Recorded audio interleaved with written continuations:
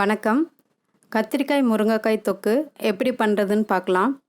ஒரு கடாயில் 2 table spoon எண்ணெய் சூடு பண்ணிட்டு அதில் ஒரு அரை ஸ்பூன் கடுகு சேர்த்துக்கிறேன்.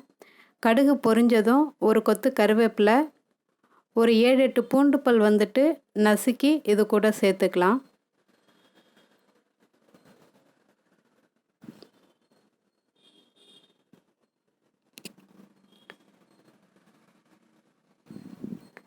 இது கூட ஒரு பெரிய வெங்காயம் பொடியாக கட் பண்ணி சேர்த்துருக்கேன். வெங்காயம் கொஞ்சம் நேரம் நல்லா வதங்கட்டும். இப்போது வெங்காயம் நல்லா வதங்கி வந்துருச்சு. இது கூட நான் 2 பெரிய தக்காளி பொடியாக கட் பண்ணி சேர்த்துருக்கேன். தக்காளி சீக்கிரமாக குழையணுன்றதுக்காக கொஞ்சமாக உப்பு சேர்த்துக்கிறேன். ஒரு 1/4 டீஸ்பூன் மஞ்சள் தூள் சேர்த்துக்கலாம். இப்போது இது நல்ல மிதமான தீயில் நல்லா குழஞ்சி வெந்து வரட்டும்.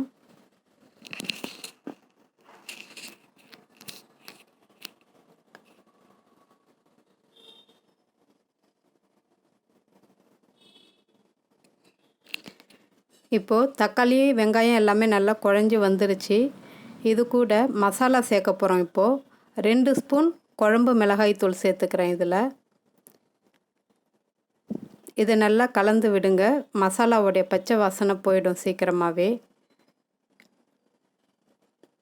இப்போ இது நல்லா கலந்ததும் நறுக்கி வச்சுருக்கிற முருங்கைக்காய், கொஞ்சமாக ஒரு 4-5 கத்திரிக்காய், சின்ன சின்ன கத்திரிக்காயாக எடுத்திருக்கேன். அதையும் 4ஆக கட் பண்ணி அப்படியே சேர்த்துக்கிறேன். இதே மாதிரி உருளைக்கிழங்கு முருங்கைக்காயிலையும் பண்ணலாம். இல்லாட்டி கத்திரிக்காய் உருளைக்கிழங்கு இந்த காம்பினேஷன்லேயும் பண்ணலாம். ரொம்ப நல்லாயிருக்கும்.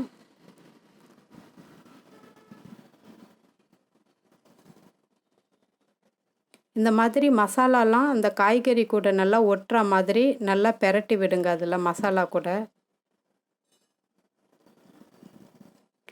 இப்போது காய் வேகிற அளவுக்கு தண்ணி சேர்த்துக்கலாம். நான் ஒரு டம்ளர் தண்ணி சேர்த்துக்கிறேன். இதுக்கு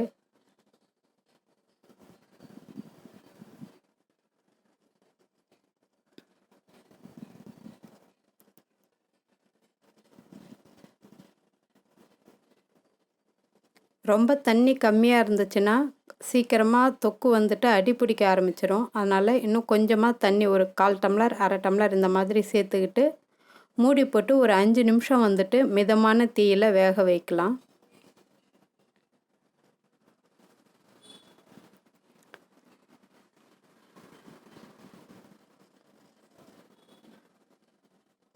இப்போது தொக்கு நல்லா ரெடி ஆகிட்டு அழகாக வந்திருக்கு. இதை நல்லா அடி பிடிக்காமல் அடியோடு நல்லா கிண்டி விடுங்க.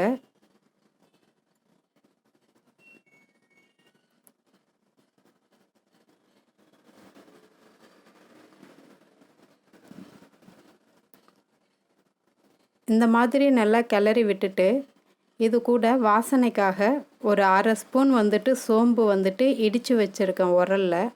அதையும் சேர்த்துக்கலாம்.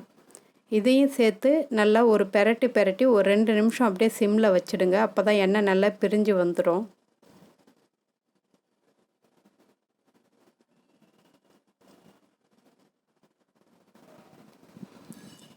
அவ்வளோதான். மூடி போட்டு ஒரு 2 நிமிஷம் அப்படியே சிம்லேயே வச்சுருக்கேன் நான்.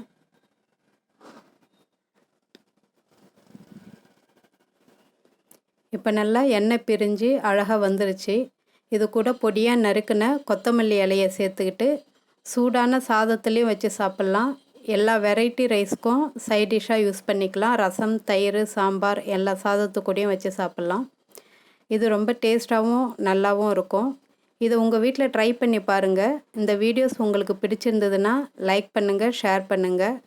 மறக்காமல் இந்த சேனலை சப்ஸ்கிரைப் பண்ணுங்கள். நன்றி.